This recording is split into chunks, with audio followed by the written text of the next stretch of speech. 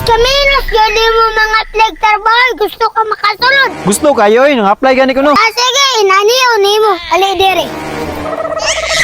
Uy, di na ka magsugod ugma. Agay!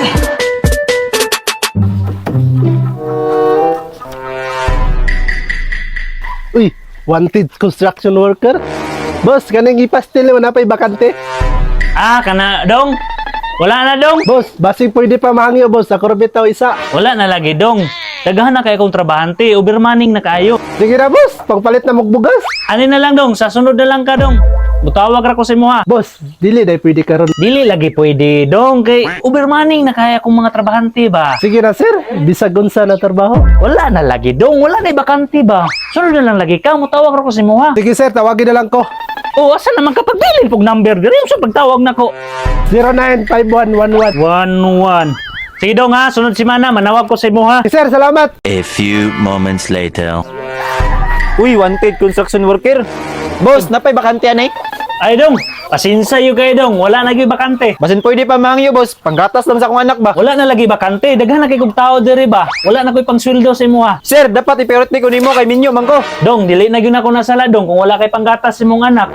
Lisod man pud og dawaton ti kanya, wala po ko ikahatag sa imong nga sweldo. Sige na, sir. Bisan unsa nga trabaho, basta't makasulod lang ko, dawaton ako. Wala na lagi bakante dong.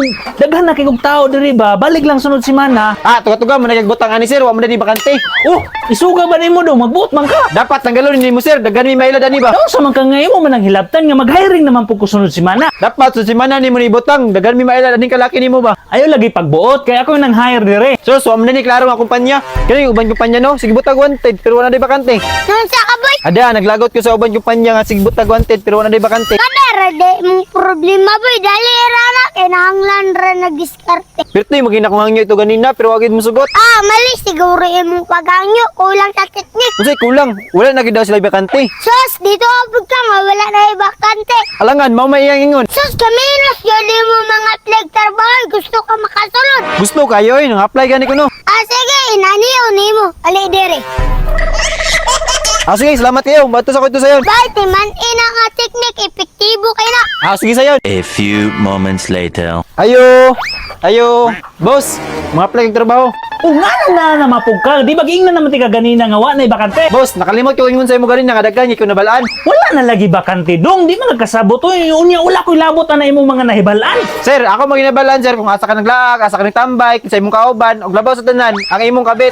Ay mo ba dong? Sige dong. Wa man ka na ingon dayon ganina ana. Uy, di na ka magsugod ugma. Sigurado ka sir, unsay mga requirements? Requirements, wala na requirements na dong. Uy, di na ka mosulod ugma. Sugod ugma ha. Salamat kayo sir. Sa ana ring diskarte, makasulod og trabaho.